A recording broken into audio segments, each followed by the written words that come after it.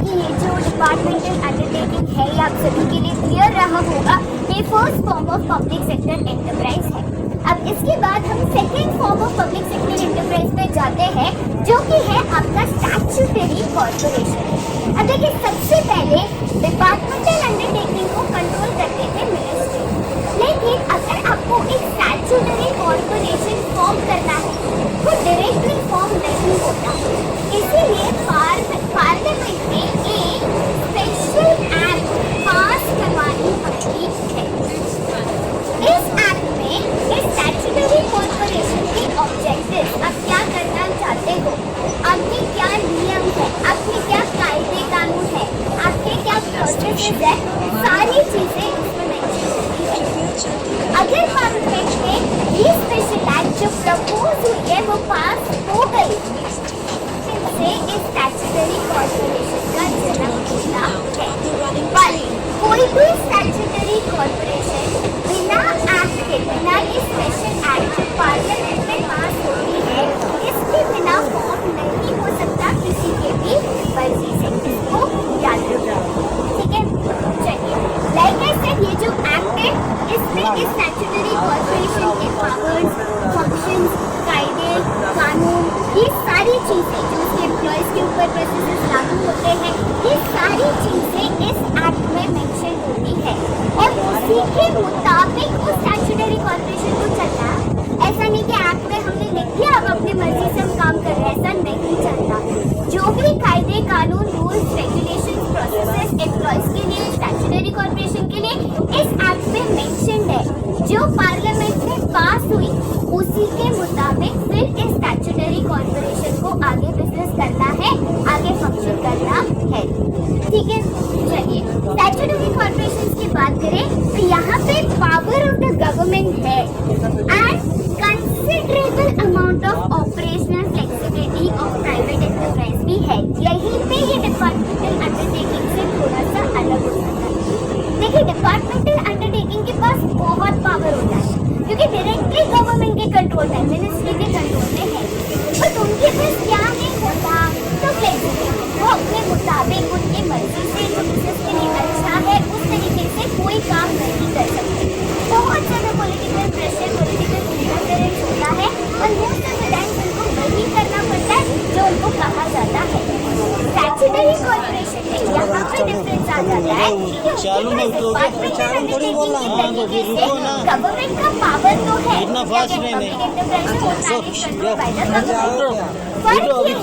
उनके पास operational flexibility आ जाती है। इसका एक मोस्ट इम्पोर्टेंट कारण देखिए, डिपार्टमेंटल अंडरटेकिंग में पैसा आता है गवर्नमेंट प्रेशर से, इसलिए बहुत ओवर कॉन्शियस होता है कि भाई डिसीजन बहुत ज़्यादा मुश्किल होता है। स्टैट्यूटरी कॉर्पोरेशन कंपैरेटिव उनके पास थोड़ा सा फ्रीडम आ जाता है कि आप उसके मुताबिक जाओगे, स्टैट्यूटरी कॉर्पोरेशन के लिए सही है उसके मुताबिक आप डिसीजन ले सकते हैं, ठीक है।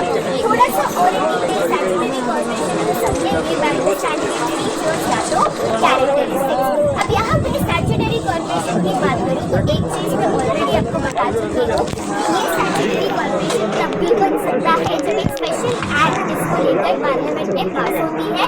इसी एक्ट में इस स्टैट्यूटरी कॉर्पोरेशन के powers, rules, regulations, processes, employees को लेके प्रोसेसेस, सारी चीजें इन डिटेल मेंशन होती है, जिसके मुताबिक इस स्टैट्यूटरी कॉर्पोरेशन को आगे काम करना होता है, ठीक है। ये स्टैट्यूटरी कॉर्पोरेशन, याद रखना, it is only owned by the state. कोई भी यहाँ पे प्राइवेट कंपनी का फंडिंग, प्राइवेट कंपनी का शेयर, प्राइवेट कंपनी का इन्वेस्टमेंट नहीं होता, only owned by the state, ठीक है। चलिए आगे चलते हैं, कोई भी स्टैट्यूटरी कॉर्पोरेशन की बात करें, ये एक तरीके से can be sued and can sue. सबसे पहले स्यू एंड सूट का मतलब क्या होता है ये बता दें, कि अभी तक बच्चे इसमें तक कंफ्यूज है, ठीक है। स्यू का मतलब क्या होता है, कैन सबसे पहले स्टैट्यूटरी कॉर्पोरेशन कैन स्यू, इसका मतलब होता है दे कैन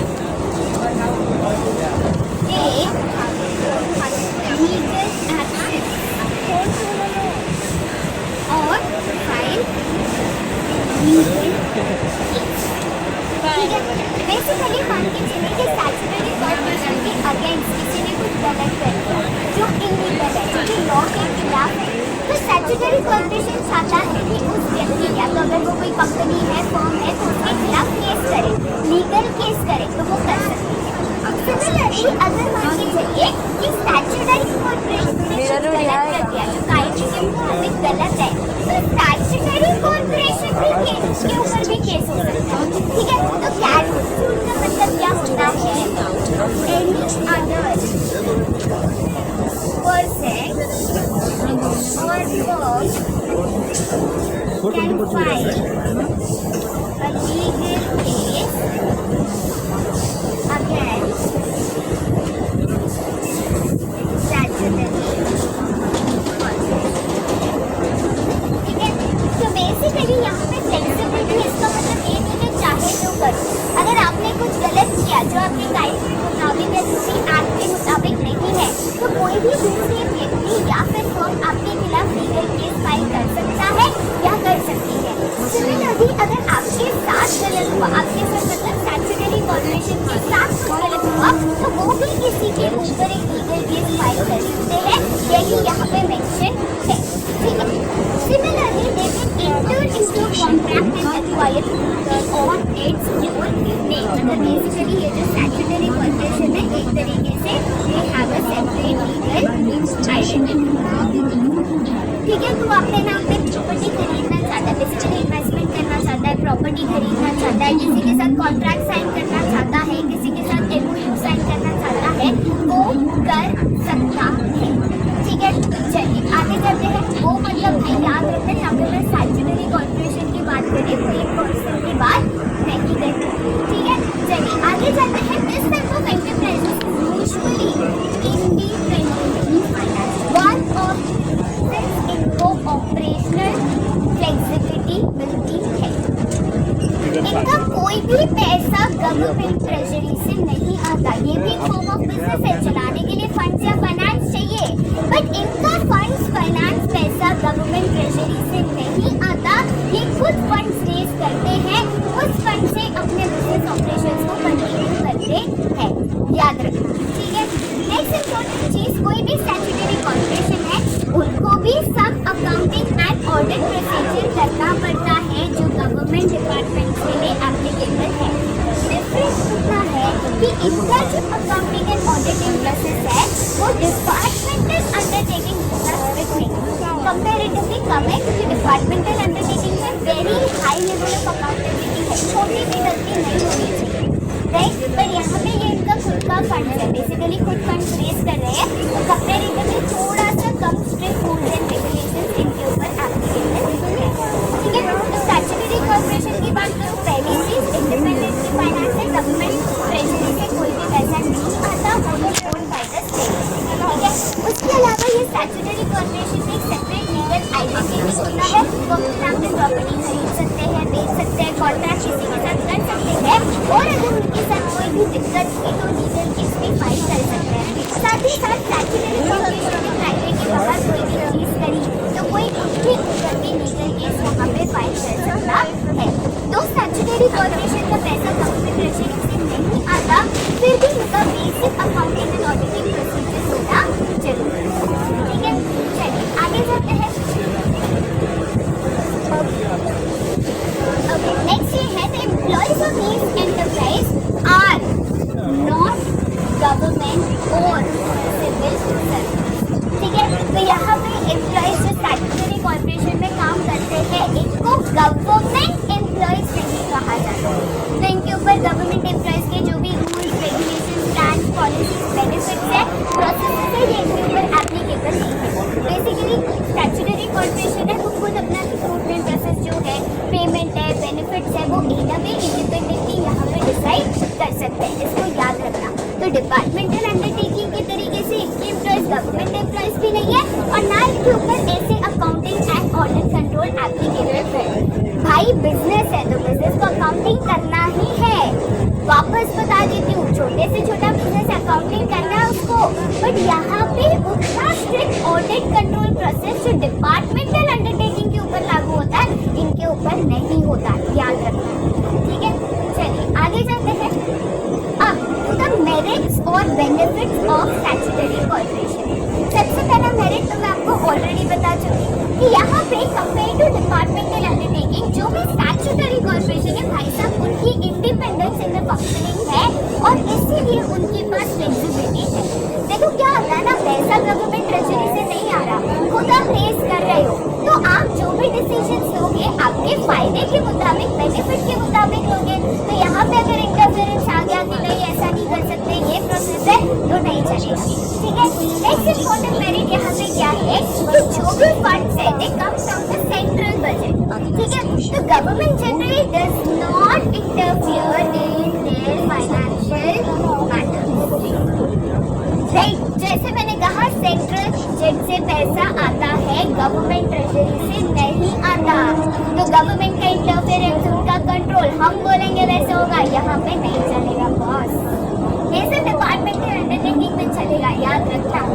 ठीक है, next they are autonomous. Autonomous मतलब क्या कि खुद के मुताबिक अपनी चीजों को डिसाइड कर सकते हैं। अब डिपार्टमेंटल अंडरटेकिंग में कैसा था, गवर्नमेंट के कायदे कानून प्रोसेसेस इनके ऊपर लागू होते थे, बट ये ऑटोनॉमस है, खुद के मुताबिक वो चल सकते हैं। तो अपने plans, policies, procedures, strategies, employment कैसे करना है, एम्प्लॉयमेंट का प्रोसीजर क्या है, रिक्रूटमेंट का प्रोसीजर क्या है, सैलरीज क्या होगी, ये लोग खुद डिसाइड कर सकते हैं। ठीक है, नेक्स्ट इंपॉर्टेंट चीज जो कि स्टैट्यूटरी कॉर्पोरेशन है, ऑब्वियसली अगर ये valuable instrument of economic growth है, अरे स्टैट्यूटरी कॉर्पोरेशन कोई भी पब्लिक सेक्टर का हिस्सा, चाहे वो डिपार्टमेंटल अंडरटेकिंग हो, स्टैट्यूटरी कॉर्पोरेशन हो या गवर्नमेंट कंपनी हो, ये सारे पब्लिक सेक्टर का हमेशा प्राइमरी एम लोगों का welfare and economic development and growth of country होता है। ये सारे एक देश के लिए उसकी ग्रोथ और डेवलपमेंट के लिए बहुत ज़्यादा यहाँ पे जरूरी है। ठीक है, चलिए आगे जाते हैं टू द नेक्स्ट जो कि है लिमिटेशंस ऑफ स्टैट्यूटरी कॉर्पोरेशन। भाई साहब मेरिट्स होगा तो लिमिटेशंस भी होगा, ऐसे कैसे कोई कॉर्पोरेट हो सकता है ना। तो यहाँ पे अगर लिमिटेशंस की बात करें तो हम बार बार कहते हैं कि फ्लेक्सिबिलिटी होती है, अपने मुताबिक चल सकते हैं, जो चाहे वो कर सकते हैं, ऑटोनॉमस। बट काफी बार कोई चीज कहने में कुछ और दिखने में हमारे पापा के यहाँ पे वही डिपार्टमेंटल अंडरटेकिंग के एक फ्लेक्सिबिलिटी है, बट फिर भी गवर्नमेंट का है, गवर्नमेंट इंटरफेरेंस तो होगा। तो जितनी ज्यादा हम दिखा रहे हैं ना ऑपरेशनल फ्लेक्सिबिलिटी, इन रियलिटी में उतर के आजा इंटरफेरेंस कंट्रोल गवर्नमेंट का आगे ज्यादा। ये क्या करे भाई, चलिए गवर्नमेंट इन पॉलिटिकल इंटरफेरेंस हमेशा रहेगा। अरे ओनरशिप जिसकी है तो उसकी तो चलेगी ना। पहले मैं बोल दूं चाहे वो करो, फिर बोलूंगी ऐसा कैसे मेरे को पूछे बिना किया, हाँ ऐसा कैसा। तो यहाँ पे यही चीज है।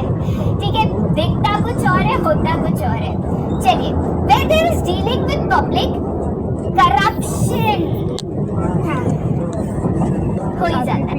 तो देखिए यहाँ पे ये स्टैट्यूटरी कॉर्पोरेशन में बहुत ज्यादा करप्शन के चांसेस भी होते हैं और इसीलिए बहुत बार ऐसे होता है कि जो ऑब्जेक्टिव और जो कारण से स्टैट्यूटरी कॉर्पोरेशन फॉर्म हुआ है वो काफी बार कंप्लीट नहीं हो जाता because of lot of corruption जो इसमें आ सकता है।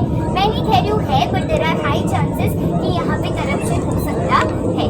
ठीक है, साथ ही साथ जो गवर्नमेंट है, अभी देखिए गवर्नमेंट कहता है कि आपका आप अपने हिसाब से चलाओ, फिर वो क्या करता है तो स्टैट्यूटरी कॉर्पोरेशन का जो भी कॉर्पोरेशन बोर्ड है, ठीक है, ये कॉर्पोरेशन बोर्ड मतलब क्या, जो बेसिकली स्टैट्यूटरी कॉर्पोरेशन के बड़े इंपॉर्टेंट डिसीजन लेना, प्लान्स पॉलिसीज बनाना, ये करता है। तो गवर्नमेंट क्या करता है, खुद के लोग, खुद के ही एडवाइजर इस बोर्ड पर बैठा देता है।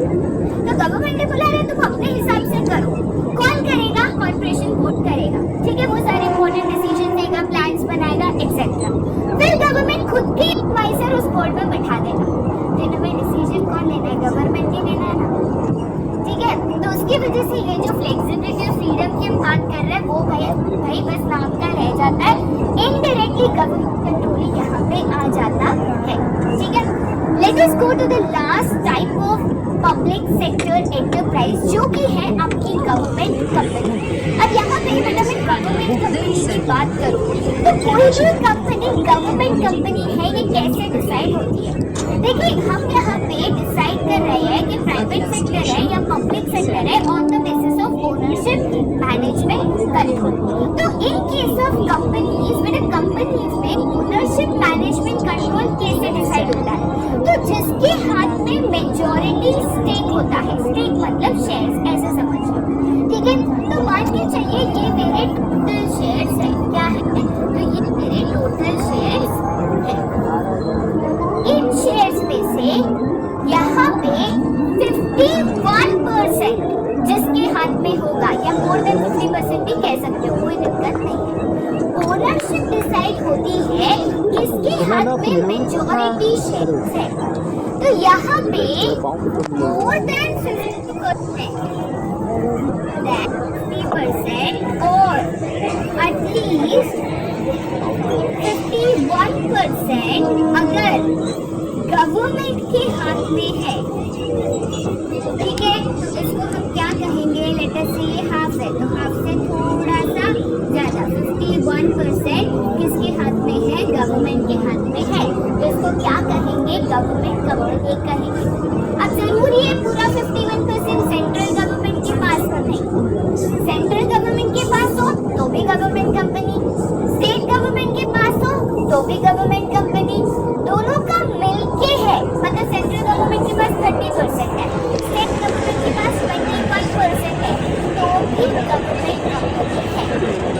In case of companies ownership majority stake पे डिसाइड होती है, इसको याद रखना, जो कि यहाँ पे भी क्लियरली मेंशन है, ठीक है।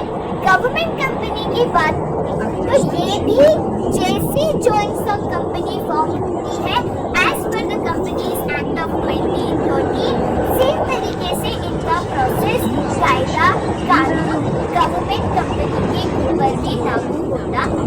कौन सा, कंपनीज एक्ट ऑफ 2013, ठीक है। इसी कंपनीज एक्ट के सेक्शन 2 सब सेक्शन 45 में गवर्नमेंट कंपनी का मीनिंग और डेफिनेशन गिवन है, जो कहता है गवर्नमेंट कंपनी कोई भी ऐसी कंपनी है जिसमें minimum 51% of the total paid of capital किसका है, तो गवर्नमेंट का है। टोटल पेड ऑफ कैपिटल अगर 1000 है तो उसमें से कम मोर देन 500 गवर्नमेंट का होना चाहिए, बेसिकली शेयर ही हो। कौन सी गवर्नमेंट का, तो ये सेंट्रल गवर्नमेंट हो सकती है, स्टेट गवर्नमेंट हो सकती है, या फिर ठीक है, तो थोड़ा सेंट्रल का थोड़ा स्टेट का है, तो भी गवर्नमेंट कंपनी है, ठीक है। चलिए आगे चलते हैं। यहाँ पे under the companies act 2013 a government company may be formed as a private limited company or a public limited company. Last lecture में ही मैंने आपको दो types of company, private limited, public limited और उसका डिस्टिंग्विश समझाया था। यहाँ पे अगर गवर्नमेंट कंपनी फॉर्म करना चाहते हो तो वो भी प्राइवेट या पब्लिक लिमिटेड के तौर पे फॉर्म कर सकते हो, बट दोनों में मेजॉरिटी स्टेक गवर्नमेंट का होना मैंडेटरी है। अगर गवर्नमेंट का नहीं है तो वो जॉइंट स्टॉक कंपनी बन जाएगी, which is owned, manage, controlled by private individuals, ठीक है। चलिए अब गवर्नमेंट कंपनी को थोड़ा से डिटेल समझते हैं by understanding the features and characteristics. सबसे पहला फीचर ऑफ गवर्नमेंट कंपनी कहूँ तो याद रखना, गवर्नमेंट कंपनी में जॉइंट स्टॉक कंपनी की तरह कंपनीज एक्ट ऑफ 2013 या कोई भी ऐसी कंपनीज एक्ट का कायदा लागू होता है, उन्हीं के प्रोसेस, उन्हीं के कायदे, रूल्स, रेगुलेशंस के मुताबिक गवर्नमेंट कंपनी को चलना है, ठीक है। Like any other company, they have a separate legal identity, ठीक है। तो यहाँ पे भी can sue and can be sued automatically आ सकता है, ठीक है। can sue मतलब वो किसी के खिलाफ लीगल केस फाइल कर सकते हैं, कोई उनके खिलाफ यहाँ पे लीगल केस फाइल कर सकता है, ठीक है।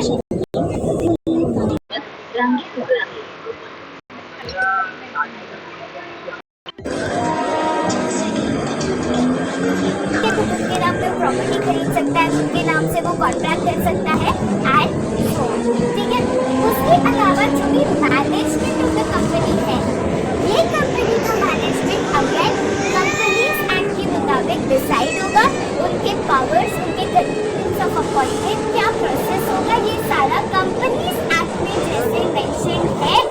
उसी तरीके से यहाँ पे इसको किया जाएगा।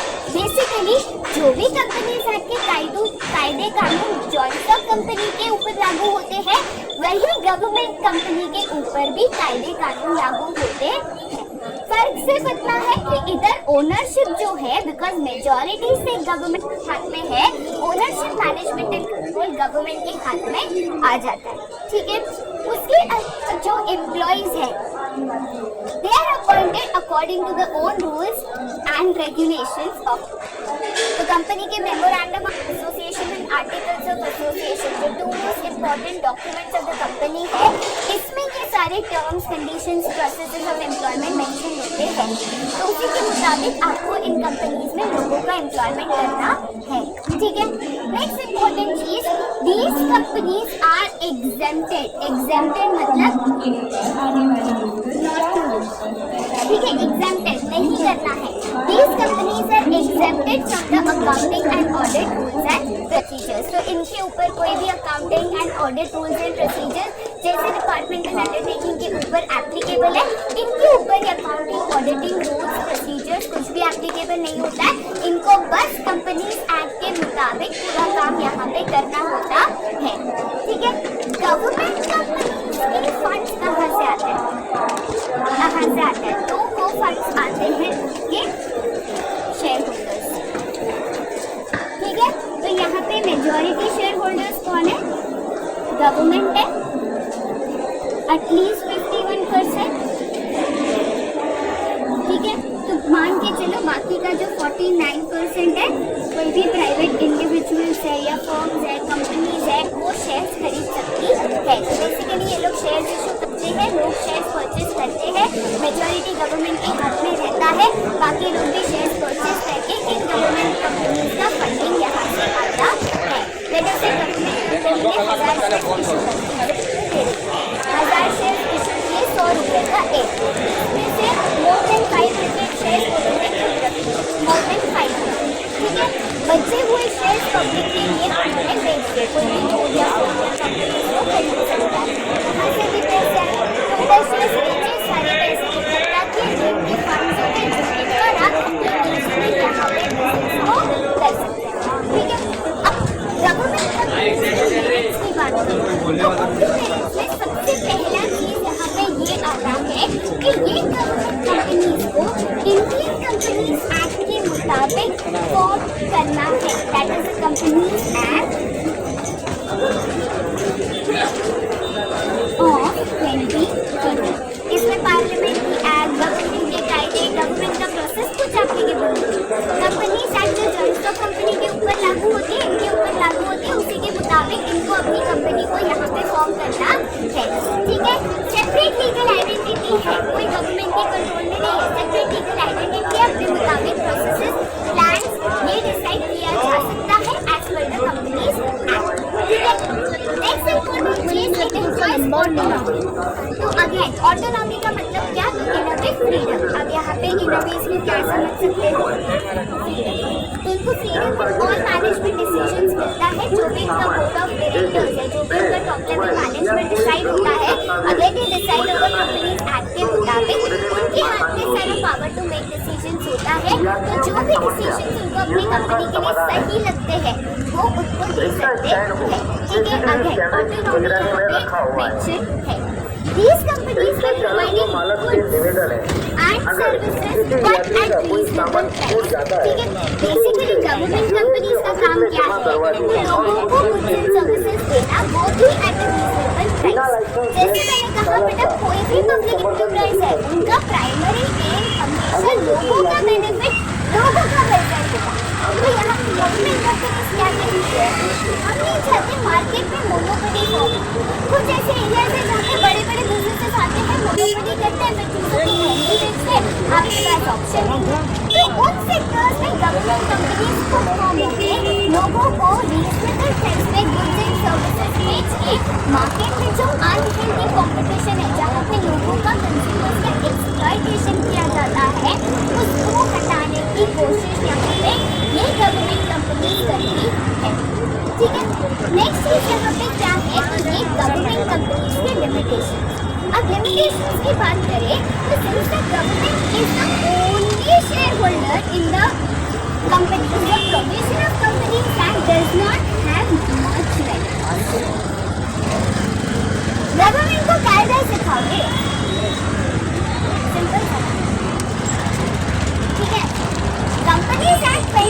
गवर्नमेंट लागू होती है, पर गवर्नमेंट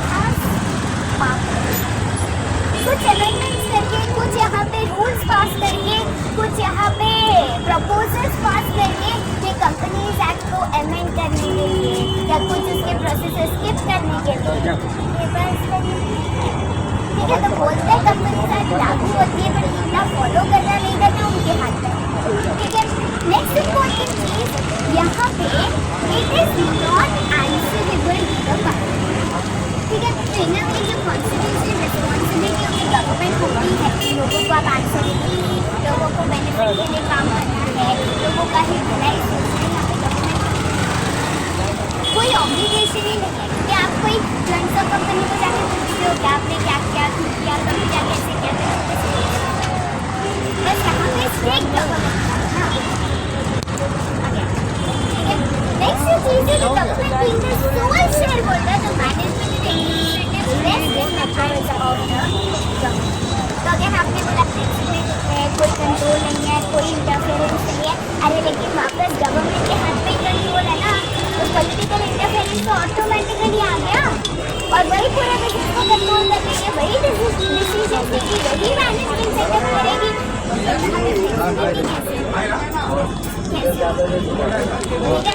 बट यहाँ पे अगर मैं आपको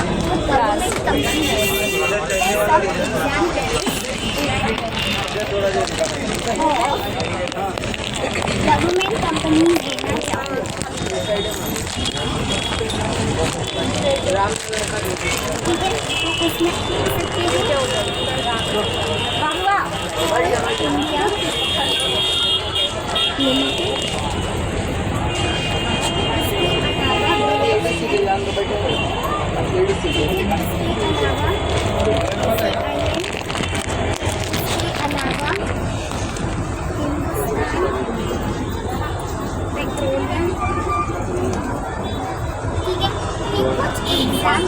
ऑफ गवर्नमेंट कंपनी और सिमिलरली अगर मैं यहाँ पे आपको स्टैट्यूटरी कॉर्पोरेशन के कुछ एग्जाम्पल्स ऑफ स्टैट्यूटरी कॉर्पोरेशन देना चाहूँ, ठीक है, एग्जाम्पल्स ऑफ स्टैट्यूटरी कॉर्पोरेशन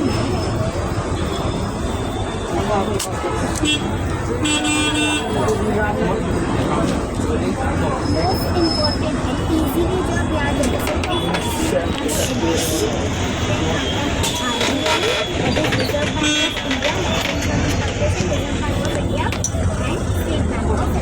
ठीक है, तो कुछ कॉमन एग्जाम्पल्स है जो मैं आपको बता रही हूँ, तो इसीलिए जिसको आप एग्जाम्पल यहाँ पे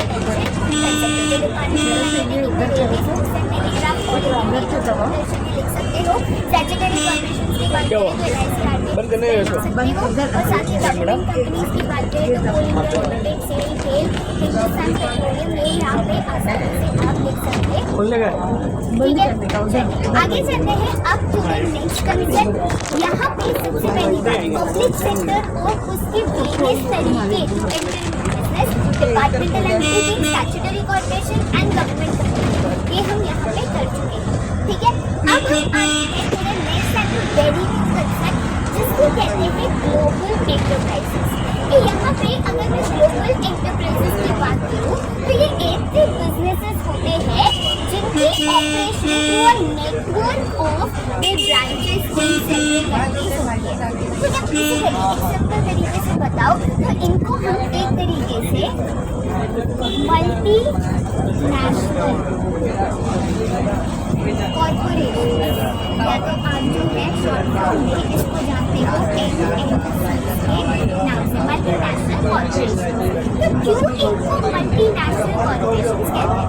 देखिए यहाँ पे अगर मैं मल्टी की बात करूँ तो मल्टी का मतलब यहाँ पे क्या होता है, मोर देन वन, एक से ज्यादा। ठीक है, नेशनल का मतलब क्या होता है, तो बेसिकली कंट्री। तो अगर मैं इसको जोड़ दूँ तो मल्टीनेशनल कॉर्पोरेशन या तो ग्लोबल एंटरप्राइजेस ऐसे बिजनेसेस है which have their business setup in more than one country, चाहे वो डिफरेंट कंट्रीज में सेटअप करे या दूसरी कंट्री में अपनी फैक्ट्री सेटअप करे या दूसरी जगह अपने ऑफिसेस सेटअप करे। अगर कोई भी बिजनेस इवन इससे ज्यादा कंट्रीज में अपने बिजनेस ऑपरेशन को करता है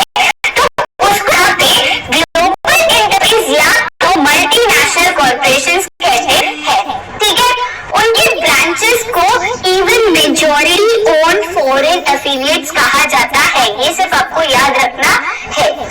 और वेरी इंपॉर्टेंट चीज याद रखिएगा, every multinational corporation will have their headquarters, जहां से मेनली सारी चीजें कंट्रोल होती है, in their home country.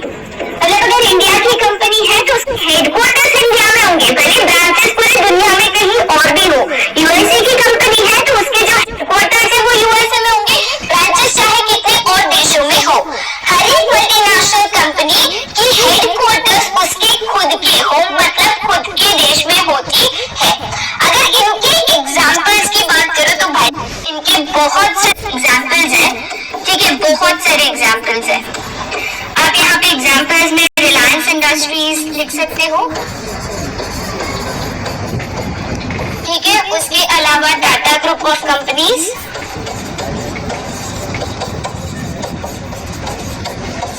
Samsung लिख सकते हो, अमेज़न लिख सकते हो, एक्सेट्रा, ठीक है। बहुत सारे, इसके तो नेवर एंडिंग एग्जाम्पल्स है। कोई भी 2-4 एग्जाम्पल्स आपको याद रखने हैं जिसको आप एग्जाम में इजीली यहाँ पे एग्जाम्पल्स के तौर पे कोट कर सको। अब मल्टीनेशनल कंपनी या ग्लोबल एंटरप्राइजेस के फीचर्स और कैरेक्टरिस्टिक्स की बात करें तो सबसे पहली इंपॉर्टेंट चीज इनके पास भाई बधेर पैसा होता है, ठीक है।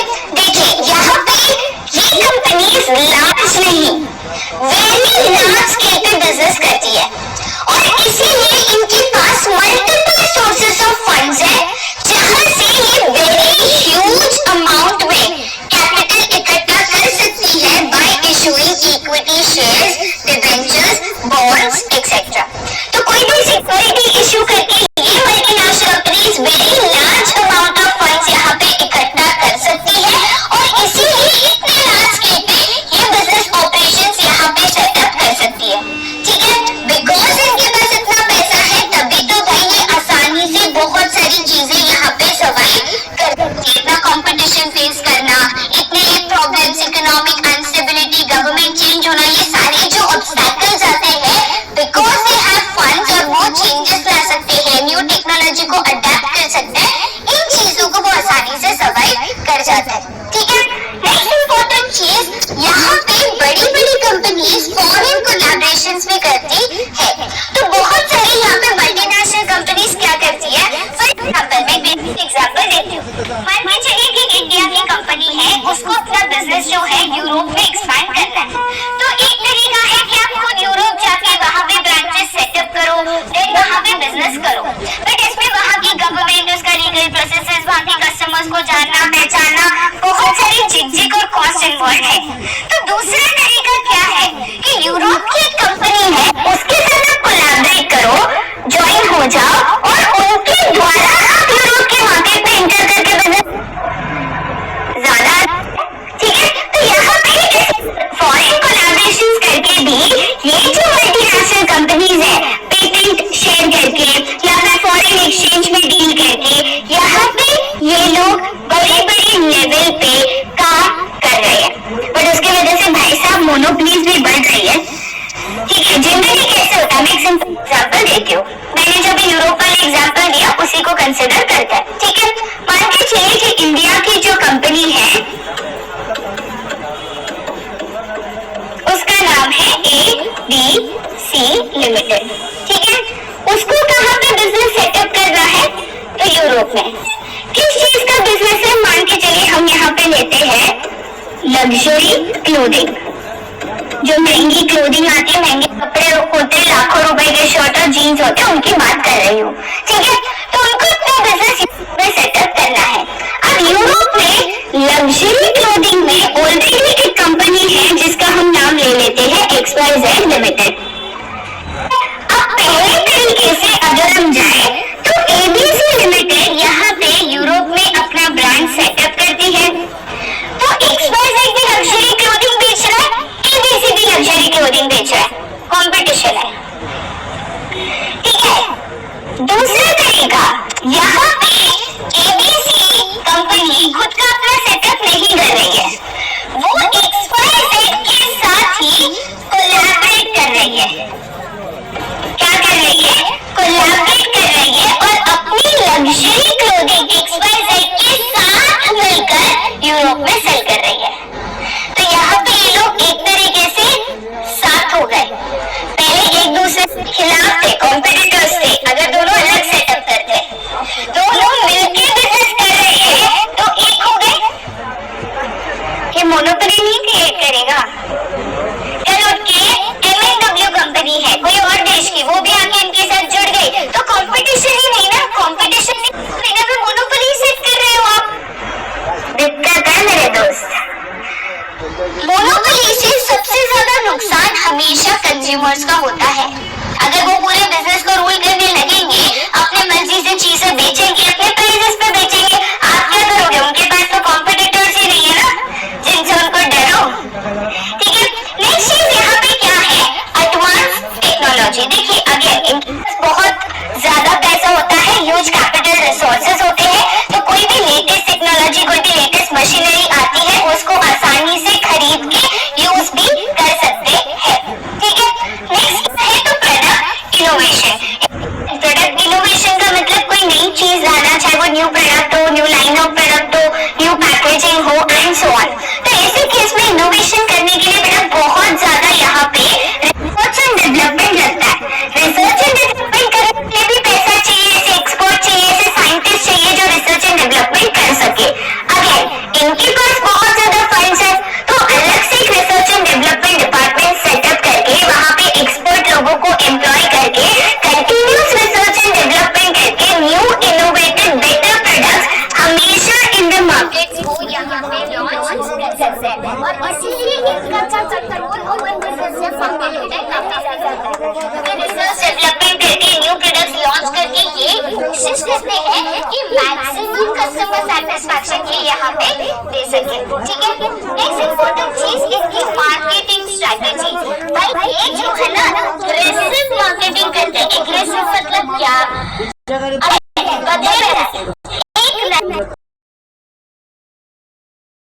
हो जाओ, एक तो गलती के बैठा, दूसरा गलती करने का। अरे वो हो काय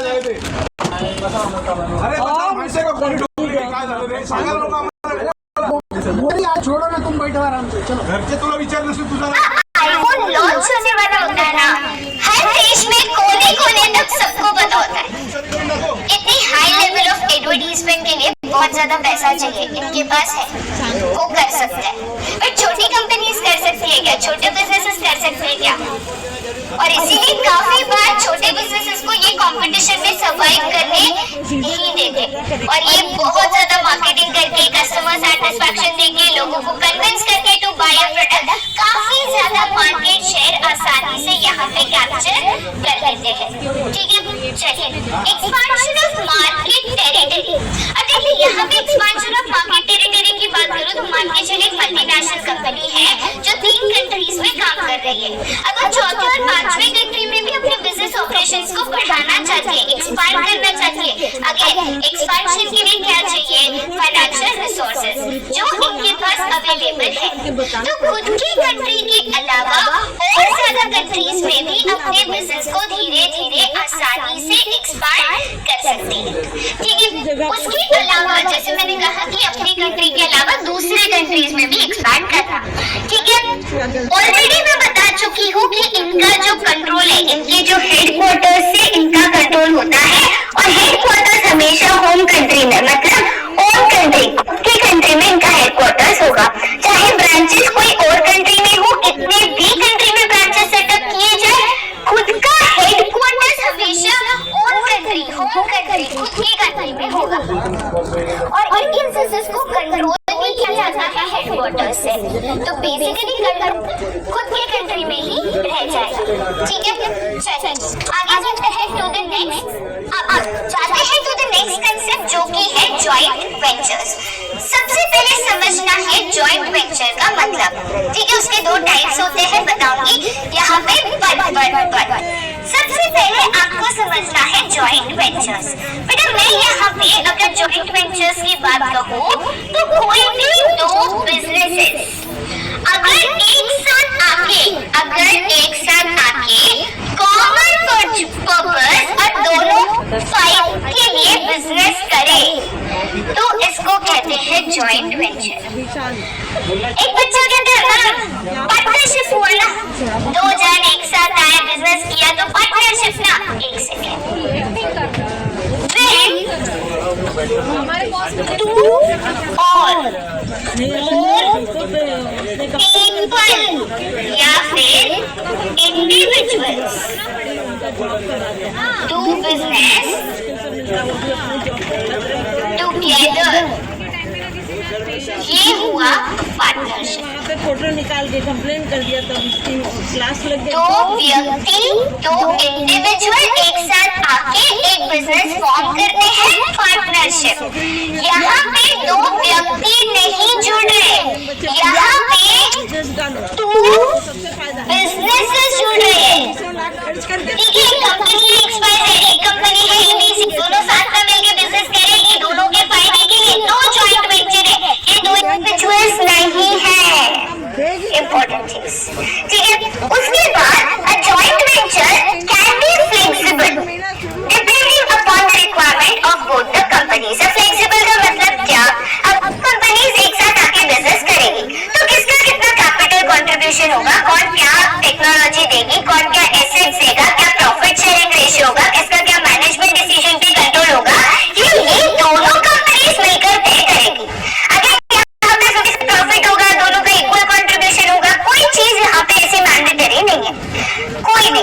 तो फ्लेक्सिबल है, दोनों कंपनीज को जो सही लगता है, जिसमें दोनों सहमत है, उस तरीके से ये जॉइंट वेंचर को फॉर्म किया जा सकता है और उसके टर्म्स एंड कंडीशंस डिसाइड किए जा सकते हैं, ठीक है। बट ये जॉइंट वेंचर एग्रीमेंट में मेंशन करना है। ऐसा नहीं कि आज एक बोला कल कुछ और बोला और झगड़े हो गए, ऐसा नहीं। तो आपके जो भी टर्म्स एंड कंडीशंस अग्री हुए हैं जॉइंट वेंचर एग्रीमेंट में मेंशन करो, दोनों उसके ऊपर साइन करेंगे कि हाँ भाई सही है, हम इसको अग्री करते हैं। सो दैट कल उठ के कॉन्फ्लिक्ट होना, झगड़े होना कि ऐसा बोला ही नहीं था, ऐसा हुआ ही नहीं था, ये ना हो, ठीक है।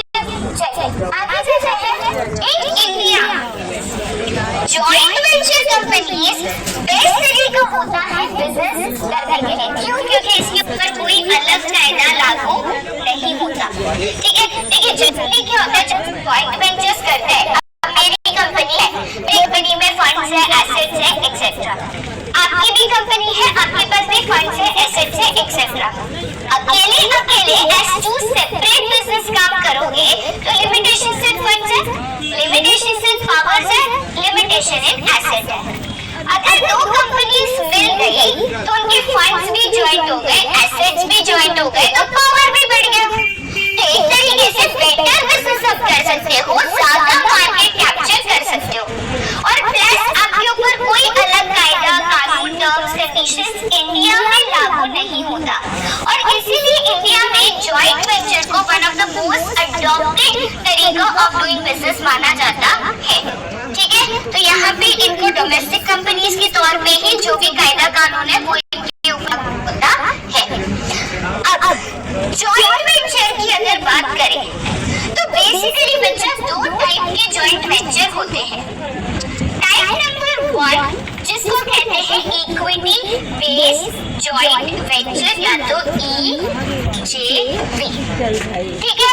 Second type that is contractual joint venture या तो इसको कहते हैं CJV। अब यहाँ पे अगर इक्विटी बेस्ड जॉइंट वेंचर कहूँ तो इसको तीन तरीके से बनाया जा सकता है। आप इसको कंपनी के तौर पे फॉर्म कर सकते हो, पार्टनरशिप के तौर पे फॉर्म कर सकते हो, या तो एक स्पेशल टाइप ऑफ पार्टनरशिप। याद है मैंने टाइप्स ऑफ पार्टनरशिप आपको पढ़ाई थी, ठीक है। तो यहाँ पे आपका बेसिस ऑफ लायबिलिटी, राइट। तो यहाँ पे एक तो जनरल पार्टनरशिप है, चलो वो तो नॉर्मल हो गया, सबकी लायबिलिटी यहाँ पे अनलिमिटेड है। बट एक special type of partnership, limited partnership या लिमिटेड लायबिलिटी पार्टनरशिप, जहाँ पे एक की लायबिलिटी अनलिमिटेड होगी, सबकी लिमिटेड। इस तरीके से भी इक्विटी बेस्ड जॉइंट वेंचर तीनों तरीके में फॉर्म हो सकता है। सोल प्रोप्राइटरशिप नहीं हो सकता था, यहाँ पे एक ही व्यक्ति है। कोऑपरेटिव सोसाइटी नहीं हो सकता है क्योंकि उनका अल्टीमेट एम प्रॉफिट ही नहीं है, ठीक है। तो या तो पार्टनरशिप हो सकता है जिसमें दो टाइप है, या तो यहाँ पे in the form of joints of company हो सकता है। बट कॉन्ट्रैक्चुअल जॉइंट वेंचर कहेंगे। तो ये क्या होता है कॉर्पोरेट